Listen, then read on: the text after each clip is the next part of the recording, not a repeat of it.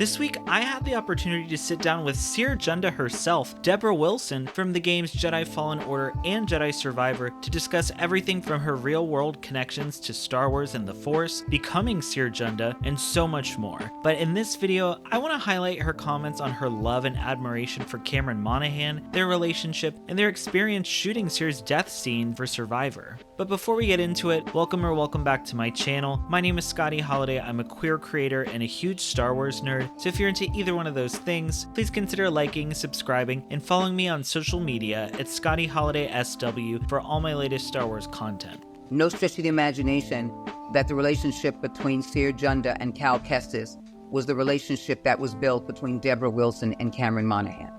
I can talk about my relationship with Cameron Monaghan for an eternity. Because that's the way I feel about this person. Mm-hmm. That's the way I feel about this being. That's the way I feel about his presence on the planet. Mm-hmm. A love and a respect and an admiration runs prolifically and profoundly deep, and it's emotional for me. Mm-hmm. And I hope that he gets a chance to see this. Oh, yeah. So the last day of shooting was my death. So I don't think it's a stretch of the imagination that the last day I work on it, which is like a death of this done, was the last day I was done. Because it was the only scene we were shooting probably in the afternoon. Everybody else shot, but by the afternoon after lunch, this was the only scene, if I recall correctly, the only scene that was being shot. Mm-hmm. I was already in my feels.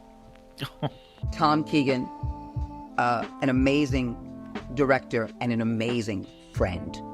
I can call him my friend. Mm-hmm. He's directing it, and here we go. We're all in this moment, and I'm taking it from the stumble back from Vader. As I'm about to fall, Cameron's there, comes in. Duh. My only word I needed to say was Trilla. I'm feeling his body because he's holding me. I'm feeling this happen. I'm moving because his body is moving. So I can feel the emotion welling up in him. My eyes are closed, and all I could hear is his sobbing and my face getting pelted with tears. Oh my God. As I lie there. Mm-hmm. And then he gets up. We don't talk. Go into it again. His body is racked, and he holds me, and he cries. Tears. Third time, shoot it from a different angle or make sure everything technically is there. Same deal. And the director doesn't say cut right away. He just gives us the moment to really feel this moment out and have that moment. And I could tell that's because he got everything he wanted. He just wanted to see where this would go. And he goes, and cut. That's it. Essentially, all right, we got it, you guys. And people like, wow. Because you had Lucasfilm limited team there. You had Respawn Entertainment there. And so it was that moment where we could not look at we didn't look at each other. Mm-hmm. We kind of got up and tried to shake it off. And the director started talking to Cal. Tom started talking to Cal, and I'm like, whew. And I see them talking, and I finally gather my druthers to go over and talk. And their conversation was, as I moved into it, was how much they meant to each other in this job and this work. Mm-hmm. And, watching Cameron grow from the first time he did it into this, and watching Cere and Cal grow, and watching Debra and Cameron grow. Mm-hmm. And I join in, and I'm chiming in his praises and everything, and all three of us can't stop this. It won't stop. Mm-hmm. It won't stop. Every day, even though I did not know Cameron or his work at the time, I knew of his work, but I did not know his work. I did not see him in his work. Every day as we developed this working relationship, every day I was inspired by something. Another moment, another watch him do the scene, another thing that he does. His silliness, stuff that we do together, the silliness, the conversations in between, the lunches, the talks. Every day was something. And it got to the point where every day it was a smile and a hug. We could not see each other without hugging each other. Oh. We could not, he never walked in without hugging me. Touch, a rub, a sit together, a laugh, a joke, personal stories, you know, meeting his girlfriend when she came to set, and just, you know, the gifts. Because I started making light pendants, but they were lightsabers that glowed in the dark. I love that. And I made them in pendants, and I made some of them in crystals. So I started working with resin to make these crystals and putting the saber in there, and then adding the rest of the resin. So you had these crystals with lightsabers in them as pendants. So from the very first shoot that we did to the next shoot, which was 2 years later, for Survivor, watching Cameron grow, checking him out at Star Wars celebrations, and who he was as an individual, and the silly stuff, watching him online and watching a movie with him in it and finding out what he's doing. My birthday came around, he was in London, but he made sure to send me this beautiful email of love. And then when we were doing the final party for Star Wars Jedi Survivor, and it was a huge Hollywood blowout. I mean, it was as Hollywood could get, and that's not my thing. Oh. It's never my thing. I'm not a party person. I like my home. I like my quiet. I like my tempo. I like my space.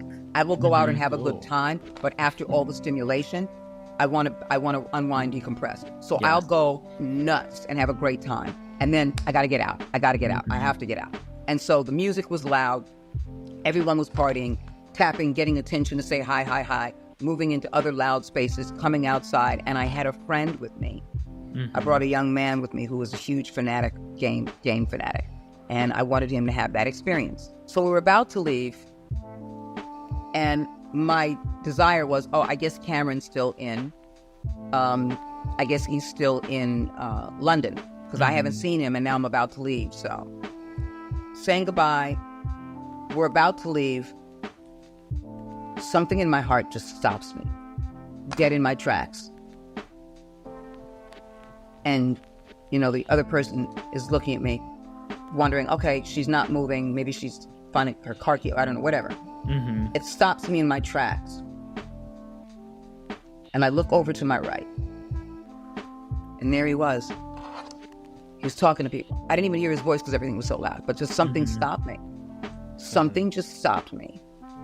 That force connection.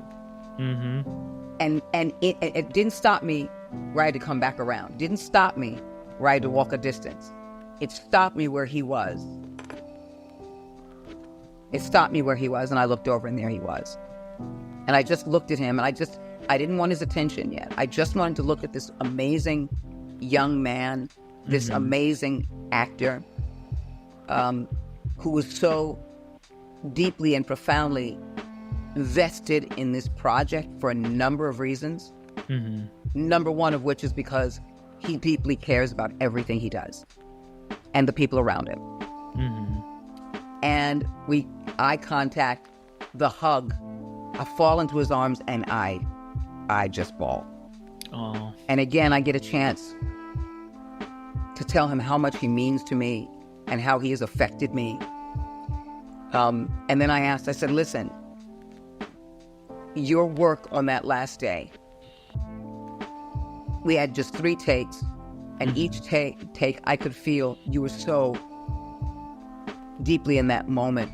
I took everything that I could to remain and just accept and receive that. As I lay there in your arms.